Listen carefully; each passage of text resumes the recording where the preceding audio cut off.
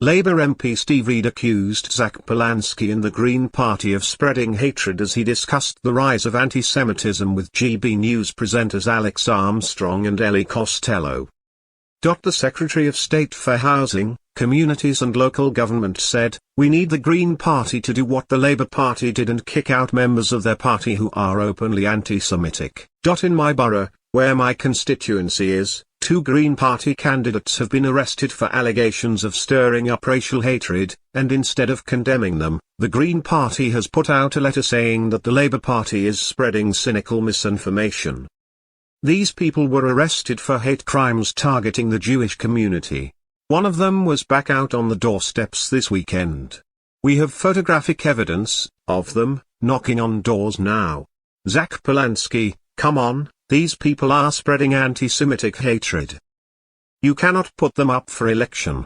You cannot back them, and you cannot shut your eyes and pretend this problem doesn't exist, he insisted.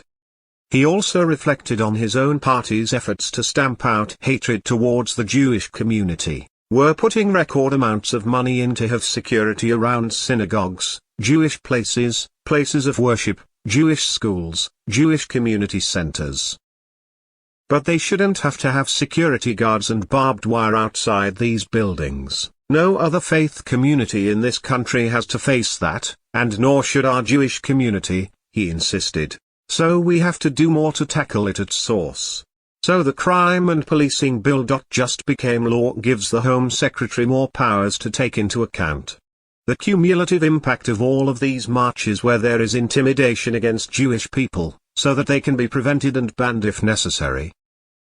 We're working with schools, giving funding to train teachers and bring speakers in to speak to students about the Holocaust and some of that what happens when anti-Semitism runs out of control.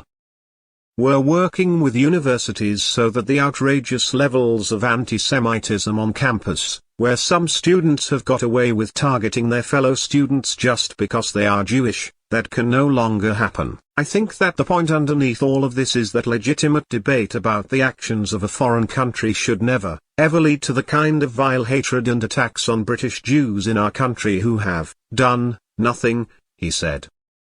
However, he also pointed out society has a part to play in solving the issue. We recognize it, and yes, we need to tackle it, but government alone can't have all the answers. I think what I've just outlined is helpful. It's going in the right direction, but we need the whole of society to get behind us and call this out for what it is, and that is racism pure and simple.